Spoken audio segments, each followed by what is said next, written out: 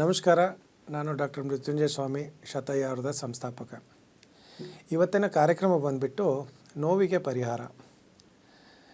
ಏನಾಗುತ್ತೆ ಅಂದರೆ, ಎಷ್ಟೊಂದು ಸರಿ ನೋಡಿದ್ದೀವಿ ನಾವು. ಈಗ ಕೈಕಾಲು ನೋವು ಇರ್ಬೋದು, ಆರ್ಥ್ರೈಟಿಸ್ ಇರ್ಬೋದು, ಬೆನ್ನು ನೋವು ಇರ್ಬೋದು, ಸ್ಪಾಂಡಿಲೈಟಿಸ್ ಇರ್ಬೋದು. ಏನೇ ನೋವು ಬಂದ ತಕ್ಷಣ ಡಾಕ್ಟ್ರ್ ಹತ್ರ ಹೋದ್ಮೇಲೆ ಒಂದು ಸರಿ ಅದು ಎಕ್ಸ್ರೇ ಇರ್ಬೋದು, ಅಥವಾ MRI ಇರ್ಬೋದು, CT ಸ್ಕ್ಯಾನ್ ಇರ್ಬೋದು. ಮಾಡ್ತಾ ಇದ್ದಂಗೆ ತಾವು ನೋಡಿರ್ಬೋದು, ಮೆಜಾರಿಟಿ ಕೇಸಸಲ್ಲಿ ನಿಮ್ಮದು ಇದು ತುಂಬಾ ಕಾಂಪ್ಲಿಕೇಟೆಡ್ ಇದೆ, ಸೊ ನಿಮಗೆ ಸರ್ಜರಿ ಬೇಕು ಅಂತ ಹೇಳೋದು ತುಂಬ ಜಾಸ್ತಿ ಆಗಿದೆ. ಇಲ್ಲ ವರ್ಸ್ಟ್ ಕೇಸಲ್ಲಿ ಏನು ಮಾಡ್ತಾರೆ ಅಂದರೆ, ಬರೀ ಪೇನ್ ಕಿಲ್ಲರ್ ಕೊಡ್ತಾ ಇರ್ತಾರೆ. ಎಷ್ಟೊಂದು ಸರಿ ತಾವು ನೋಡಿರ್ತಾರೆ, ಆ ನೋವು ಕಡಿಮೆನೇ ಆಗೋದಿಲ್ಲ. ಬಟ್ ನಾವು ಶತಾಯುನಲ್ಲಿ ಈ ಕೀಲು ನೋವಿಗೆ ಅಂತಲೇ 125 ವರ್ಷದಿಂದ ಚಿಕಿತ್ಸೆ ಕೊಡ್ತಾ ಬರ್ತಾ ಇರೋದ್ರಿಂದ ಪ್ರತಿಯೊಂದು ನೋವುಗಳಿಗೂ ಕೂಡ ಅದರದೇ ಆಗ್ತಕ್ಕಂಥ ಸ್ಪೆಸಿಫಿಕ್ ಆಗಿರೋ ಟ್ರೀಟ್ಮೆಂಟ್ಸ್ ಇದೆ. ಈಗ ಫಾರ್ ಎಕ್ಸಾಂಪಲ್ ರುಮಟಾಯ್ಡ್ ಆರ್ಥ್ರೈಟಿಸ್ ಇರ್ಬೋದು, ಆಸ್ಟಿಯೋ ಆರ್ಥ್ರೈಟಿಸ್ ಇರ್ಬೋದು, ಗೌಟಿ ಆರ್ಥ್ರೈಟಿಸ್ ಇರ್ಬೋದು.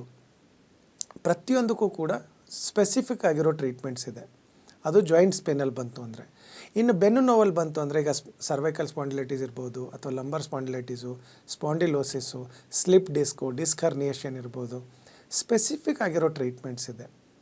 ಯಾಕಂದರೆ ನಮ್ಮ ಹತ್ರ ಬರೋ ಮೆಜಾರಿಟಿ ಜನ ಯಾರೋ ಡಾಕ್ಟ್ರ್ ಸರ್ಜರಿ ಮಾಡಬೇಕು ಅಂದ ತಕ್ಷಣ ಎಲ್ಲೋ ಒಂದು ಕಡೆ ಆನ್ಲೈನಲ್ಲಿ ಹುಡುಕ್ಬಿಟ್ಟು ಬೆಸ್ಟ್ ಆಯುರ್ವೇದ ಟ್ರೀಟ್ಮೆಂಟ್ ಅಂತ ಹುಡುಕಿದಾಗ ಶತಾಯು ಬರುತ್ತೆ, ಆವಾಗೇ ಬರ್ತಾರೆ ಆ ಸರ್ಜರಿನ ಅವಾಯ್ಡ್ ಮಾಡೋಕ್ಕೆ. ಆಮೇಲೆ 99% ಕೇಸಸಲ್ಲಿ ನಾವು ಸರ್ಜರಿನ ಅವಾಯ್ಡ್ ಮಾಡಿಸಿದ್ದೀವಿ. ಅದರಲ್ಲೂ ಈಗ ಮುಖ್ಯವಾಗಿ ಹೇಳಬೇಕು ಅಂದರೆ, ದೊಡ್ಡ ಜಾಯಿಂಟ್ ಪೇನ್ ಬರುತ್ತೆ. ಈಗ ಕೀಲು ನೋವು ಬರುತ್ತೆ, ಮಂಡಿ ನೋವು ಬರುತ್ತೆ. ಮಂಡಿ ನೋವಲ್ಲಿ ಏನಾಗುತ್ತೆ ಅಂದರೆ, ಮೂಳೆ ಸವಿತ ಜಾಸ್ತಿ ಆಗುತ್ತೆ ವಯಸ್ಸಾಗ್ತಾ. ಸೊ ಸರಿಯಾಗಿ ಮೂಳೆ ಸವಿತ ಆಗಿತ್ತು, ಅದು ರಿವರ್ಸ್ ಆಗೋದೇ ಇಲ್ಲ ಅಂಥ ಕೇಸಲ್ಲಿ ಸರ್ಜರಿ ಮಾಡಿದರೆ ನಾವು ಒಪ್ಕೊಳ್ಬೋದು. ಬಟ್ ನಾವು ಎಷ್ಟೊಂದು ಜನಕ್ಕೆ ನೋಡಿದ್ದೀವಿ, ಒಂದು 50% ಮಾತ್ರ ಮಂಡಿನಲ್ಲಿ ಮೂಳೆ ಸವಿತ ಇರುತ್ತೆ, ಅದಕ್ಕೂ ಕೂಡ ಸರ್ಜರಿ ಹೇಳ್ತಾರೆ. ಸೊ ಅಂಥದಕ್ಕೆಲ್ಲ ಸರ್ಜರಿ ಬೇಕಾಗಿಲ್ಲ. ಯಾಕಂದರೆ ಎಲ್ಲ ಆಸ್ಟಿಯೋ ಆರ್ಥ್ರೈಟಿಸ್ಗೂ ಸರ್ಜರಿ ಇಲ್ಲದೇನೂ ಕೂಡ ಅದನ್ನು ತುಂಬ ಚೆನ್ನಾಗಿ ಗುಣಪಡಿಸ್ಬೋದು. ಅದರಲ್ಲೂ ಏನಾಗುತ್ತೆ ಅಂದರೆ, ವಯಸ್ಸಾಗ್ತಾ ಫಸ್ಟು ನಮ್ಮ ಬಾಡಿನಲ್ಲಿ ಕಡಿಮೆ ಆಗೋದು ಕ್ಯಾಲ್ಶಿಯಮ್. ಯಾಕಂದರೆ ಪ್ರತಿಯೊಂದು ಬೋನು ಕೂಡ ಕ್ಯಾಲ್ಶಿಯಮಿಂದ ಮಾಡಿರೋದು. ಸೊ ಕ್ಯಾಲ್ಶಿಯಮ್ ಡೆಫಿಷಿಯನ್ಸಿ ಬಂದಾಗೂ ಕೂಡ ನಿಮಗೆ ನೋವಾಗುತ್ತೆ. ಅದು ಕರೆಕ್ಟಾಗಿ ಕ್ಯಾಲ್ಶಿಯಮ್ ಸಪ್ಲಿಮೆಂಟ್ ಕರೆಕ್ಟಾಗಿ ಕೊಡ್ತು, ಆಮೇಲೆ ನೋವು ಕಡಿಮೆ ಆಗೋ ಒಂದು ಸ್ವಲ್ಪ ಔಷಧಿ ಕೊಟ್ಬಿಟ್ರೆ ಕಂಪ್ಲೀಟಾಗಿ ಗುಣ ಆಗುತ್ತೆ. ಅದಕ್ಕೆ ಸರ್ಜರಿ ಮಾಡಿಸೋದು ಬೇಕಾಗಿಲ್ಲ. ಇನ್ನು ಕೆಲವೊಂದರಲ್ಲಿ ಏನಾಗುತ್ತೆ, ವಿಯರ್ ಆ್ಯಂಡ್ ಟಿಯರ್ ಅಂತ ಹೇಳ್ತೀವಿ. ಈಗ ಅಲ್ಲಿ 2 ಜಾಯಿಂಟ್ ಮಧ್ಯ ಕಾರ್ಟಿಲೇಜ್ ಅಂತ ಇರುತ್ತೆ, ಒಂದು ರಬ್ಬರ್ ಥರ ಕುಷನ್ ಇರುತ್ತೆ. ಆ ಕುಷನಿಂದ ನಮಗೆ ಯಾವಾಗೂ ಜಾಯಿಂಟು ಸ್ಮೂತಾಗಿ ವರ್ಕ್ ಆಗ್ತಾ ಇರುತ್ತೆ. ಸೊ ಯಾವಾಗ ಆ ಕುಷನಿಂಗ್ ಕಡಿಮೆ ಆಗುತ್ತೆ, ಅಲ್ಲಿ ವಿಯರ್ ಆ್ಯಂಡ್ ಟಿಯರ್ ಜಾಸ್ತಿ ಆಗುತ್ತೆ, ಆವಾಗ ನಾವು ಆಸ್ಟಿಯೋ ಆರ್ಥ್ರೈಟಿಸ್ ಅಂತ ಹೇಳ್ತೀವಿ. ಅದು ತುಂಬ ಕ್ರಾನಿಕ್ ಕೇಸು. ಈಗ ಫಾರ್ ಎಕ್ಸಾಂಪಲ್ 85 ವರ್ಷ 88 ವರ್ಷ ಆಗಿದೆ, ಕಂಪ್ಲೀಟ್ ಮೂಳೆ ಸೌದು ಒಂದ್ರ ಮೇಲೆ ಒಂದು ಕೂತ್ಕೊಂಡಿದೆ ಅಂದರೆ ಮಾತ್ರ ನಾವು ಸರ್ಜರಿ ಮಾಡಬೇಕೇ ಹೊರತಾಗಿ, ಅದಕ್ಕಿಂತ ಕಡಿಮೆ ವಯಸ್ಸಲ್ಲಿ ಯಾರಿಗೇ ನೀ ಪೇನ್ ಬರಲಿ, ಮಂಡಿ ನೋವು ಬರಲಿ, 100% ಅದನ್ನು ರಿವರ್ಸ್ ಮಾಡ್ಬೋದು. ಅದಕ್ಕೆ ಸರ್ಜರಿ ಬೇಕಾಗಿಲ್ಲ. ಬಟ್ ಮುಖ್ಯವಾಗಿ ಏನಾಗುತ್ತೆ ಅಂದರೆ, ಅದು ಆಸ್ಟಿಯೋ ಆರ್ಥ್ರೈಟಿಸ್ ಇದೆಯಾ, ರುಮಟಾಯ್ಡ್ ಆರ್ಥ್ರೈಟಿಸ್ ಇದೆಯಾ, ಅಥವಾ ಗೌಟ್ ಅಂತ ಆಗಿಬಿಟ್ಟು ಅದರಿಂದ ಏನಾದರೂ ಚೇಂಜಸ್ ಆಗಿದೆಯಾ, ಅಥವಾ ಕಂಪ್ಲೀಟ್ ವೇರ್ ಆ್ಯಂಡ್ ಟಿಯರ್ ಆಗೋಗಿದೆಯಾ, ಅದು ಕಂಡುಹಿಡಿಯೋದು ತುಂಬ ಇಂಪಾರ್ಟೆಂಟ್. ಇನ್ನು ಕೆಲವೊಬ್ಬರಲ್ಲಿ ನೋಡ್ತೀರಾ ತಾವು, ಓವರ್ ವೇಟಿಂದ ಕೂಡ ಜಾಯಿಂಟ್ಸ್ ಪೇನ್ ಬರ್ತಾ ಇರುತ್ತೆ. ಸೊ ಅದಕ್ಕೆ ಆದಂಥ ಟ್ರೀಟ್ಮೆಂಟ್ ಇದೆ. ಸೊ ಹಾಗಾಗಿ ಕರೆಕ್ಟಾಗಿ ಡಯಾಗ್ನೋಸ್ ಮಾಡಿಬಿಟ್ರೆ ಮಂಡಿ ನೋವುಗಳನ್ನು ವಾಸಿ ಮಾಡೋದು ಭಾಳ ಈಸಿ. ಡಯಾಗ್ನೋಸ್ ಮಾಡ್ದೇ ಸುಮ್ಮನೆ ಈಗ ಎಷ್ಟೊಂದು ತಾವು ನೋಡಿರ್ತಾರೆ, ಟಿ ವಿಗಳಲ್ಲಿ ಆ್ಯಡ್ ಬರ್ತಾ ಇರುತ್ತೆ, ಆನ್ಲೈನಲ್ಲಿ ಎಷ್ಟೊಂದು ಜನ ಹೇಳ್ತಾರೆ ಈ ಎಣ್ಣೆ ಹಾಕಿ ಆ ಎಣ್ಣೆ ಹಾಕಿ. ಯಾವ ಎಣ್ಣೆ ಹಾಕಿದರೂ ಕಡಿಮೆ ಆಗಲ್ಲ. ಯಾಕೆ ಒಳಗಡೆ ಇರೋ ಪ್ರಾಬ್ಲಮ್ನ ಸರಿ ಮಾಡೋವರೆಗೆ ಮೇಲೆ ಏನೇ ಹಚ್ಚಿದ್ರೂ ಕೂಡ ಕಡಿಮೆ ಆಗೋದಿಲ್ಲ. ಯಾಕಂದರೆ ತಾವು ನೋಡಿರ್ಬೋದು, ಹೌದು ಡಾಕ್ಟ್ರ್ ಆಯಿತು ಆಸ್ಟಿಯೋ ಆರ್ಥ್ರೈಟಿಸ್ ಬಗ್ಗೆ ಇಷ್ಟೆಲ್ಲ ಹೇಳ್ತಾ ಇದ್ದೀರಾ, ಅದಕ್ಕೆ ಟ್ರೀಟ್ಮೆಂಟ್ ಕೊಡ್ತೀರಾ, ಐ ಅಗ್ರಿ. ಬಟ್ ಬೇರೆ ಆರ್ಥ್ರೈಟಿಸ್ ಇದ್ದರೆ ಏನು ಅಂತ.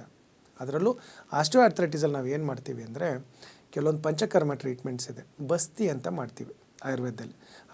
5000 ವರ್ಷದಿಂದ ಬಸ್ತಿ ಅಂತ ಮಾಡ್ತಾಯಿದ್ದೀವಿ. ಏನು ಅಂದರೆ, ಮೆಡಿಸಿನ್ ಏನು ಕೊಡ್ತೀವಿ, ಅದು ಏನಸ್ಸಿಂದ, ನಮ್ಮದು ಗುದದ್ವಾರದಿಂದ ಮೆಡಿಸಿನ್ ಕೊಡೋದು. ಅದು ಏನಾಗುತ್ತಲ್ಲಿ ಅಂದರೆ, ಅಬ್ಸಾರ್ಪ್ಷನ್ ಚೆನ್ನಾಗಾಗಿದೆ. ಈಗ ತಾವು ನೋಡಿರ್ಬೋದು, ಇತ್ತೀಚೆಗೆ ತುಂಬ ಜನ ಅಲೋಪತಿ ಡಾಕ್ಟರ್ಸ್ ಕೂಡ ರೆಕ್ಟಲ್ ಅಡ್ಮಿನಿಸ್ಟ್ರೇಷನ್ ಆಫ್ ಮೆಡಿಸಿನ್ ಅಂತ ಶುರು ಮಾಡಿದ್ದಾರೆ. ಏನಾಗುತ್ತೆ ಅಂದರೆ, ಬೇಗ ಮೆಡಿಸಿನ್ ಅಬ್ಸಾರ್ಬ್ ಆಗಿ ಸರ್ಕ್ಯುಲೇಷನಲ್ಲಿ ಹೋಗ್ಬಿಟ್ಟು ರಿಪೇರಿ ವರ್ಕ್ ಶುರು ಮಾಡಿಬಿಡುತ್ತೆ ಭಾಳ ಬೇಗ. ಅದಕ್ಕೆ ಆಯುರ್ವೇದದಲ್ಲಿ ನಾವು ಬಸ್ತಿ ಚಿಕಿತ್ಸೆ ಅಂತ ಒನ್ ಆಫ್ ದ ಪಂಚಕರ್ಮ, ಅದನ್ನು ಮಾಡ್ತೀವಿ. ಜೊತೆಗೆ ಒಂದು ಜಾನುಬಸ್ತಿ ಅಂತ, ಆ ಜಾಗದಲ್ಲೇ ಒಂದು ಸ್ವಲ್ಪ ಬಿಸಿಯಾದ ಆಯಿಲು ಚೆನ್ನಾಗಿ ಅಬ್ಸರ್ವ್ ಆಗಿಬಿಟ್ಟು ಅಲ್ಲಿ ಹೀಲಿಂಗ್ ಶುರು ಮಾಡೋಕ್ಕೆ ಅದನ್ನು ಮಾಡ್ತೀವಿ. ಜೊತೆಗೆ ಸಿಂಪಲ್ ಆಗಿರೋ ಮೆಡಿಸಿನ್ಸು ಹೊಟ್ಟೆಗೆ ತೊಗೊಳಕ್ಕಿರುತ್ತೆ. ಸೊ ತಾವು ಏನಾದರೂ ಒಂದು 15-20 ದಿವಸ ಮ್ಯಾಕ್ಸಿಮಮ್ 3 ತಿಂಗಳವರೆಗೆ ಔಷಧಿ ತೊಗೊಂತು ಅಂದರೆ ಕಂಪ್ಲೀಟಾಗಿ ಮಂಡಿ ನೋವು ಗುಣ ಆಗುತ್ತೆ. ಬರೀ ಮೇಲೆ ಎಣ್ಣೆ ಹಾಕಿ ಉಜ್ಜೋದ್ರಿಂದ ಏನೂ ಆಗೋದಿಲ್ಲ. ಇದು ಆಸ್ಟಿಯೋ ಆರ್ಥ್ರೈಟಿಸಲ್ಲಿ. ರುಮಟಾಯ್ಡ್ ಆರ್ಥ್ರೈಟಿಸಲ್ಲಿ ಏನಾಗುತ್ತೆ ಅಂದರೆ RA ಫ್ಯಾಕ್ಟರ್ ಪಾಸಿಟಿವ್ ಬರುತ್ತೆ. ತಾವು ನೋಡಿರ್ಬೋದು, ಯಾವುದೇ ಡಾಕ್ಟ್ರ್ ಹತ್ರ ಹೋಗಿದರೂ ಕೂಡ ಇಲ್ಲ ನಿಮಗೆ RA ಪಾಸಿಟಿವ್ ಇದೆ, ಲೈಫ್ ಲಾಂಗ್ ನಿಮಗೆ ನೆಗೆಟಿವ್ ಮಾಡೋಕ್ಕಾಗೋದಿಲ್ಲ, ಇದ್ರ ಜೊತೆಗೇ ಇರಬೇಕಾಗತ್ತೆ, ಈ ಮೆಡಿಸಿನ್ ತೊಗೊಳ್ತಾ ಇರಿ ಅಂತ. ಹೌದು, ನಿಜ. RA ಫ್ಯಾಕ್ಟ್ರು ಒಂದು ಆಟೋ ಇಮ್ಯೂನ್ ಡಿಸೀಸ್. RA ಅಂದರೆ ರುಮಟಾಯ್ಡ್ ಆರ್ಥ್ರೈಟಿಸ್, RA ಫ್ಯಾಕ್ಟ್ರ್ ಅಂತ ಹೇಳ್ತೀವಿ. ಅದು ಜಾಸ್ತಿ ಇತ್ತಂದರೆ ಮಂಡಿನಲ್ಲಿ ಊತ ಬರುತ್ತೆ, ಆಮೇಲೆ ಚೇಳು ಕಡ್ದಂಗೆ ಸೂಜಿ ಚುಚ್ಚಿದಂಗೆ ನೋವು ಇರುತ್ತೆ. ಆ ನೋವು ತಡ್ಕೊಳ್ಳೋಕ್ಕಾಗಲ್ಲ, ಯಾವ ಶತ್ರುಗಳಿಗೂ ಬರಬಾರ್ದು, ಅಷ್ಟು ನೋವು ರುಮಟಾಯ್ಡ್ ಆರ್ಥ್ರೈಟಿಸಲ್ಲಿ ಇರುತ್ತೆ. ಅದಕ್ಕೂ ಕಂಪ್ಲೀಟಾಗಿ ಗುಣಪಡಿಸ್ಬೋದು ಆಯುರ್ವೇದದಲ್ಲಿ. 100% ರಿವರ್ಸಬಲ್ ಅದು. ಯಾಕಂದರೆ ಎಷ್ಟೊಂದು ಡಾಕ್ಟ್ರುಗಳು ಇರ್ರಿವರ್ಸಬಲ್, ಅದು ಆಟೋ ಇಮ್ಯೂನ್ ಅಂತ ಬಿಟ್ಬಿಡ್ತಾರೆ. ಜಸ್ಟ್ ನಾವು ಆಯುರ್ವೇದದಲ್ಲಿ ಚಿಂಚಬಸ್ತಿ ಅಂತ ಮಾಡ್ತೀವಿ. ತುಂಬಾ ಚೆನ್ನಾಗಿ ತುಂಬ ಎಫೆಕ್ಟಿವ್ ಟ್ರೀಟ್ಮೆಂಟ್ ಇದೆ, ಅದನ್ನು ಒನ್ ಆಫ್ ದ ಪಂಚಕರ್ಮ. ಜೊತೆಗೆ ಯಾವತ್ತೂ ಅಷ್ಟೇ ರುಮಟಾಯ್ಡ್ ಆರ್ಥ್ರೈಟಿಸಲ್ಲಿ ಆಯಿಲ್ ಹಚ್ಚಬಾರ್ದು. ತುಂಬ ಜನ ನೋವು ಅಂದ ತಕ್ಷಣ ಟಿ ವಿಯಲ್ಲಿ ಎಲ್ಲೋ ಆ್ಯಡ್ ಬರ್ತಾ ಇರೋದನ್ನು ಆಯಿಲ್ ತರಿಸ್ತಾರೆ, ಹಚ್ತಾರೆ, ಆವಾಗ ನೋವು ಇನ್ನೂ ಜಾಸ್ತಿ ಆಗುತ್ತೆ. ಆವಾಗ ಹೇಳ್ತಾರೆ ಆಯುರ್ವೇದ ಸರಿ ಇಲ್ಲ ಅಂತ. ಹಾಗೇನಲ್ಲ, ರುಮಟಾಯ್ಡ್ ಆರ್ಥ್ರೈಟಿಸಲ್ಲಿ ಆಯಿಲ್ ಹಚ್ಚಲೇಬಾರ್ದು. ಆಸ್ಟಿಯೋ ಆರ್ಥ್ರೈಟಿಸಲ್ಲಿ ಆಯಿಲ್ ಹಚ್ಬೋದು. ಸೊ ನಿಮ್ಮದು RA ಫ್ಯಾಕ್ಟರ್ ಪಾಸಿಟಿವ್ ಇತ್ತು ಅಂದರೆ ಎವ್ರಿ ಮಂತು ನಿಮ್ಮದು RA ಫ್ಯಾಕ್ಟ್ರದ್ದು ಅದು ಡ್ರಾಪ್ ಆಗ್ತಾ ಬರುತ್ತೆ. ಸೊ 3 ಮಂತ್ಸಲ್ಲಿ ನಿಮಗೆ RA ನೆಗೆಟಿವ್ ಆಗುತ್ತೆ. ಅಷ್ಟು ಎಫೆಕ್ಟಿವ್ ಟ್ರೀಟ್ಮೆಂಟ್ ಇದೆ. ಸೊ ಆಸ್ಟಿಯೋ ಆರ್ಥ್ರೈಟಿಸ್ ಆಯಿತು, ರುಮಟಾಯ್ಡ್ ಆರ್ಥ್ರೈಟಿಸ್ ಆಯಿತು. ಈಗ ನೆಕ್ಸ್ಟ್ ಬಂದುಬಿಟ್ಟು ಗೌಟ್. ಇತ್ತೀಚಿನ ದಿನಗಳಲ್ಲಿ ತುಂಬ ಜನಕ್ಕೆ, ಯಾಕಂದ್ರೆ ನಾವು ತಿಂತಾ ಇರ್ತಕ್ಕಂಥ ಆಹಾರ ಏನಿದೆ ಅಡಲ್ಟ್ರೇಟೆಡ್ ಫುಡ್ಡು, ತುಂಬ ಇವು ಕೆಮಿಕಲ್ಸ್ ಎಲ್ಲ ಇರೋದ್ರಿಂದ ಅದರಿಂದ ತುಂಬ ಜನಕ್ಕೆ ಗೌಟ್ ಅಂತ ಆಗ್ತಾಯಿದೆ. ಅದೇನಾಗುತ್ತೆ, 2 ಜಾಯಿಂಟ್ ಮಧ್ಯೆ ಕ್ರಿಸ್ಟಲ್ ಥರ ಫಾರ್ಮೇಷನ್ ಆಗ್ತಾ ಹೋಗುತ್ತೆ. ಆವಾಗ ನಿಮಗೆ ಜಾಯಿಂಟು ಅಲ್ಲಾಡ್ಸೋಕ್ಕಾಗೋದಿಲ್ಲ. ಯೂಶ್ವಲಿ ಏನಾಗುತ್ತೆ, ಆಸ್ಟಿಯೋ ಆರ್ಥ್ರೈಟಿಸು ದೊಡ್ಡ ದೊಡ್ಡ ಜಾಯಿಂಟ್ಗಳಿಗೆ ಬರುತ್ತೆ. ರುಮಟಾಯ್ಡ್ ಆರ್ಥ್ರೈಟಿಸಲ್ಲಿ ಊತ ಜಾಸ್ತಿ ಇರುತ್ತೆ. ಈ ಗೌಟಿ ಆರ್ಥ್ರೈಟಿಸಲ್ಲಿ ಏನಾಗುತ್ತೆ, ಚಿಕ್ಕ ಚಿಕ್ಕ ಜಾಯಿಂಟಲ್ಲಿ ಸ್ವೆಲ್ಲಿಂಗ್ ಬರುತ್ತೆ. ಅದನ್ನು ನಾವು ಗೌಟ್ ಅಂತ ಹೇಳ್ತೀವಿ. ಅದಕ್ಕೂ ಅಷ್ಟೇ ಪೈಲೋರಿಕ್ ಆ್ಯಸಿಡ್ ಬಿಟ್ಟರೆ ಬೇರೆ ಔಷಧಿ ಬೇರೆ ಸಿಸ್ಟಮಲ್ಲಿ ಇಲ್ಲ. ಬಟ್ ಆಯುರ್ವೇದದಲ್ಲಿ ಅದಕ್ಕೆ ಅಂತಲೇ ಸ್ಪೆಸಿಫಿಕ್ಕಾಗಿ ಟ್ರೀಟ್ಮೆಂಟ್ ಇದೆ. ಅದಕ್ಕೂ ಕೂಡ 3 ತಿಂಗಳ ಔಷಧಿ ಸಾಕು, ಕಂಪ್ಲೀಟಾಗಿ ಗುಣ ಆಗುತ್ತೆ. ಅದರಲ್ಲೂ ನಾವು ಪಂಚಕರ್ಮ ಚಿಕಿತ್ಸೆಗಳು ತುಂಬ ಮಾಡ್ತೀವಿ. ಆಸ್ಟಿಯೋ ಆರ್ಥ್ರೈಟಿಸ್ ಆಯಿತು, ಗೌಟಿ ಆರ್ಥ್ರೈಟಿಸ್ ಆಯಿತು, ರುಮಟಾಯ್ಡ್ ಆರ್ಥ್ರೈಟಿಸ್ ಆಯಿತು. ಇನ್ನು ಬರೋದು ಮುಖ್ಯವಾಗಿ ಬೆನ್ನು ನೋವು. ಅದರಲ್ಲೂ ಸ್ಪಾಂಡಿಲೈಟಿಸು, ಸ್ಪಾಂಡಿಲೋಸಿಸು ಅಥವಾ ಸ್ಲಿಪ್ ಡಿಸ್ಕ್ ಇರ್ಬೋದು, ಅಥವಾ ಡಿಸ್ಕ್ ಹರ್ನಿಯೇಷನ್ ಅಂತ. ತಾವು MRI ರಿಪೋರ್ಟು ಅಥವಾ CT ಸ್ಕ್ಯಾನ್ ರಿಪೋರ್ಟ್ ನೋಡಿದರೆ ನಿಮಗೆ ಗೊತ್ತಾಗುತ್ತೆ, ಓ ಯಾವುದು ಡಾಕ್ಟ್ರ್ ಏನೇನು ವರ್ಡ್ ಹೇಳಿದರೆ ಅದೆಲ್ಲ ಇಲ್ಲಿದೆ ಅಂತ. ಡಿಸ್ಕ್ ಹರ್ನಿಯೇಷನು, ಸ್ಲಿಪ್ ಡಿಸ್ಕ್ ಆದ ತಕ್ಷಣ ಫಸ್ಟು ಡಾಕ್ಟ್ರ್ ಹೇಳೋದೆ ಸರ್ಜರಿ ಮಾಡಬೇಕು, ಇಲ್ಲ ನಿಮಗೆ ಲೈಫ್ ಲಾಂಗು ಕಾಲೆಲ್ಲ ಪ್ಯಾರಲೈಸ್ ಆಗಿಬಿಡುತ್ತೆ, ಮುಂದೆ ನಿಮಗೆ ನಡೆಯೋಕ್ಕಾಗೋದಿಲ್ಲ ಅಂತೆಲ್ಲ ಹೆದರಿಸ್ತಾರೆ. ಬೇಕಾಗಿಲ್ಲ.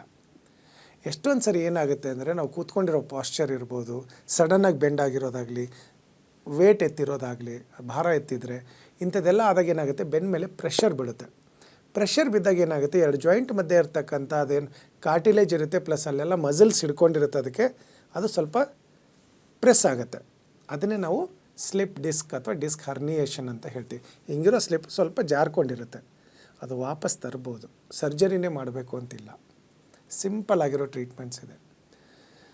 ಸ್ಲಿಪ್ ಡಿಸ್ಕೇ ಇರಲಿ, ಡಿಸ್ಕ್ ಹರ್ನಿಯೇಷನ್ನೇ ಇರಲಿ, ಸ್ಪಾಂಡಿಲೈಟಿಸ್, ಸ್ಪಾಂಡಿಲೋಸಿಸ್, ಪ್ರತಿಯೊಂದಕ್ಕೂ ಕೂಡ ನಿಮಗೆ 15 ಡೇಸಿಂದ 3 ಮಂತ್ಸ್ ಒಳಗಡೆ 100% ರಿವರ್ಸಬಲ್ ಇದೆಲ್ಲ. ಯಾವುದಕ್ಕೂ ಕೂಡ ಸರ್ಜರಿ ಬೇಕಾಗಿಲ್ಲ. ಸಿಂಪಲ್ ಟ್ರೀಟ್ಮೆಂಟ್ಸ್ ಇದೆ. ಜಸ್ಟ್ ನಿಮ್ಮದು ಎಲ್ಲ ಇರೋ ರಿಪೋರ್ಟ್ಸು ಈ ಕೆಳಗಡೆ ಬರ್ತಾ ಇರ್ತಕ್ಕಂಥ ನಂಬರ್ಗೆ ಒಂದು ಸರಿ ಕಳಿಸ್ಬಿಟ್ರೆ ನಮ್ಮ ಡಾಕ್ಟ್ರು ಒಂದು ಆನ್ಲೈನ್ ಕನ್ಸಲ್ಟೇಷನ್ ಮಾಡಿ ಏನು ಡಯಾಗ್ನೋಸಿಸ್ ಇದೆ ಅಂತ ಹೇಳ್ತಾರೆ, ಅದಕ್ಕೆ ಯಾವ ಥರ ಟ್ರೀಟ್ಮೆಂಟ್ ಇದೆ, ಎಷ್ಟು ದಿವಸ ತೊಗೊಳುತ್ತೆ, ಕಂಪ್ಲೀಟಾಗಿ ಗುಣಪಡಿಸ್ಕೊಳ್ಬೋದು. ಲೈಫ್ ಲಾಂಗ್ ಸಫರಿಂಗ್ ಆಗೋದೇ ಬೇಕಾಗಿಲ್ಲ. ತಾವು ನೋಡಿರ್ಬೋದು, ಎಷ್ಟೊಂದು ಜನ ಸರ್ವೈಕಲ್ ಸ್ಪಾಂಡಿಲೈಟಿಸ್ ಬಂದರೆ ಇಲ್ಲೊಂದು ನೆಕ್ಕಿಗೆ ಒಂದು ಕತ್ತಿಗೆ ಹಿಂಗೆ ಒಂದು ಇದು ಹಾಕ್ಕೊಂಡ್ಬಿಟ್ಟು ಓಡಾಡ್ತಾ ಇರ್ತಾರೆ, ಒಂಚೂರು ಕತ್ತು ಅಲ್ಲಾಡ್ಸೋಕ್ಕಾಗೋದಿಲ್ಲ. ಅಂಥದ್ದೆಲ್ಲ ತುಂಬ ಆಗುತ್ತೆ. ಸಿಂಪಲ್ ಟ್ರೀಟ್ಮೆಂಟ್ಸ್ ಇದೆ. ಸೊ ಇಷ್ಟು ಮಾಡಬೇಕು. ಇದ್ರ ಜೊತೆಗೆ ಆವಾಗ ಹೇಳಿದೆ ನಾನು, ಆದಷ್ಟು ಸೆಡೆಂಟ್ರಿ ಲೈಫ್ ಸ್ಟೈಲ್ ಇರಬಾರ್ದು, ಸ್ವಲ್ಪ ಓಡಾಡ್ಕೊಂಡಿರಬೇಕು, ಊಟ ಚೆನ್ನಾಗಿ ತಿನ್ನಬೇಕು, ಮಲ್ಕೊಳ್ಳೋ ಪಾಶ್ಚರ್ ಚೆನ್ನಾಗಿರಬೇಕು, ಕೂತ್ಕೊಳ್ಳೋ ಪಾಶ್ಚರ್ ಚೆನ್ನಾಗಿರಬೇಕು, ನಿದ್ರೆ ಸರಿಯಾಗಿ ಮಾಡಬೇಕು, ಊಟ ಟೈಮಿಗೆ ಮಾಡಬೇಕು, ನೀರು ಚೆನ್ನಾಗಿ ಕುಡಿತಾ ಇತ್ತು ಅಂತಂದರೆ ಈ ಎಲ್ಲ ನೋವುಗಳಿಗೂ ಕೂಡ ನಾವು ಒಂದು ಮುಕ್ತಿ ಹೇಳಿಬಿಟ್ಟು ನೋವಿಲ್ಲದ ಜೀವನವನ್ನು ನಾವು ಕಂಡುಕೊಳ್ಬೋದು. ಬೈ ಚಾನ್ಸ್ ನಿಮ್ಗೆ ಏನಾದರೂ ಇಲ್ಲ ಇಷ್ಟೆಲ್ಲ ಮಾಡೋದು ತುಂಬ ಕಷ್ಟ ಡಾಕ್ಟ್ರೇ, ನಿಮ್ಮ ಹತ್ರ ಏನು ಟ್ರೀಟ್ಮೆಂಟ್ ಇದೆ ಅಲ್ಲೇ ಬಂದು ಟ್ರೀಟ್ಮೆಂಟ್ ತೊಗೊಳ್ತೀವಿ ಅಂದರೆ, ಬ್ಯಾಂಗ್ಳೂರು ಇಂಟರ್ನ್ಯಾಷನಲ್ ಏರ್ಪೋರ್ಟ್ ಹತ್ರ ಶತಾಯು ಆಯುರ್ವೇದ ಯೋಗ ರಿಟ್ರೀಟ್ ಅಂತ ಬ್ಯೂಟಿಫುಲ್ ಆಗಿರೋ 3 ಕಡೆ ಬೆಟ್ಟ, 1 ಕಡೆ ಕೆರೆ, ಅಲ್ಲಿ ಬಂದ್ರೇ ಅರ್ಧ ಕಾಯಿಲೆ ವಾಸಿ ಆಗುತ್ತೆ. ಅದರಲ್ಲೂ ನಿಮ್ಮದು ಈ ಯಾವುದೇ ಥರ ನೋವಿರಲಿ, ರೊಮೆಟೆಡ್ ಆರ್ಥ್ರೈಟಿಸು, ಆಸ್ಟಿಯೋ ಆರ್ಥ್ರೈಟಿಸು, ಗೌಟಿ ಆರ್ಥ್ರೈಟಿಸು, ಸ್ಪಾಂಡಿಲೈಟಿಸು, ಸ್ಪಾಂಡಿಲೋಸಿಸು, ಸ್ಲಿಪ್ ಡಿಸ್ಕು, ಡಿಸ್ಕರ್ನಿಯೇಷನ್, ಪ್ರತಿಯೊಂದಕ್ಕೂ ಕೂಡ ಹೆಲ್ತ್ ಇನ್ಶೂರೆನ್ಸ್ ಕವರೇಜ್ ಇದೆ. ಅಂದರೆ ನಿಮ್ಮ ಹತ್ರ ಏನಾದರೂ ಹೆಲ್ತ್ ಇನ್ಶೂರೆನ್ಸ್ ಇತ್ತು ಅಂದರೆ ನಿಮ್ಮದೆಲ್ಲ ಟ್ರೀಟ್ಮೆಂಟು ಫ್ರೀಯಾಗಿ ಆಗುತ್ತೆ. ಅಲ್ಲಿ ಬಂದು ಉಳಿದಾದರೂ ಟ್ರೀಟ್ಮೆಂಟ್ ತೊಗೊಳ್ಬೋದು. ಇಲ್ಲ ನಾವು ಬೆಂಗಳೂರಲ್ಲೇ ಇದ್ದೀವಿ, ಎಲ್ಲಿ ಟ್ರೀಟ್ಮೆಂಟ್ ತೊಗೋಬೇಕು ಅಂದರೆ ಕೆಳಗಡೆ ಬರ್ತಾ ಇರ್ತಕ್ಕಂಥ 16 ಕಡೆ ನಮ್ಮದು ಬೆಂಗಳೂರಲ್ಲಿ ಕ್ಲಿನಿಕ್ ಇದೆ. ಯಾವುದಾದ್ರು ಒಂದು ನಿಮ್ಮ ಮನೆ ಹತ್ರ ಇರುತ್ತೆ, ಹತ್ತಿರ ಹೋಗ್ಬಿಟ್ಟು ತೋರಿಸ್ಕೊಳ್ಳಿ, ಕರೆಕ್ಟಾಗಿ ಟ್ರೀಟ್ಮೆಂಟ್ ತೊಗೊಳ್ಳಿ. ಇಲ್ಲ ನಮ್ಗೆ ಬರೋಕ್ಕೂ ಆಗೋದಿಲ್ಲ, ಬೆಂಗಳೂರವರಲ್ಲ, ನಾವು ಹೊರಗಡೆಯಿಂದ ಇದ್ದೀವಿ ಅಂದರೆ ಜಸ್ಟ್ ಬರ್ತಾ ಇರ್ತಕ್ಕಂಥ ನಂಬರ್ಗೆ ಡೀಟೇಲ್ಸ್ ಕಳಿಸಿ, ನಾವು ಮೆಡಿಸಿನ್ ಆನ್ಲೈನ್ ಕನ್ಸಲ್ಟೇಷನ್ ಮಾಡಿ ಮೆಡಿಸಿನ್ ನಿಮಗೆ ಮನೆಗೆ ಕಳಿಸ್ತೀವಿ, ಮನೇಲೇ ತೊಗೊಂಡ್ಬಿಟ್ಟು ಟ್ರೀಟ್ಮೆಂಟ್ನ ಪಡ್ಕೊಳ್ಬೋದು. ಸೊ ತಮಗೆ ಈಗ ಕೀಲು ನೋವಿನ ಬಗ್ಗೆ ಅಥವಾ ಯಾವುದೇ ಥರದ ಆರ್ಥ್ರೈಟಿಸ್ ಬಗ್ಗೆ ಡೀಟೇಲಾಗಿ ಅರ್ಥ ಆಗಿದೆ ಅಂದ್ಕೊಳ್ತೀನಿ. ತಾವು ಟ್ರೀಟ್ಮೆಂಟ್ ತೊಗೊಂಡ್ಬಿಟ್ಟು ನೋವಿನಿಂದ ಮುಕ್ತಿ ಪಡೆದುಕೊಳ್ಳಿ. Thank you.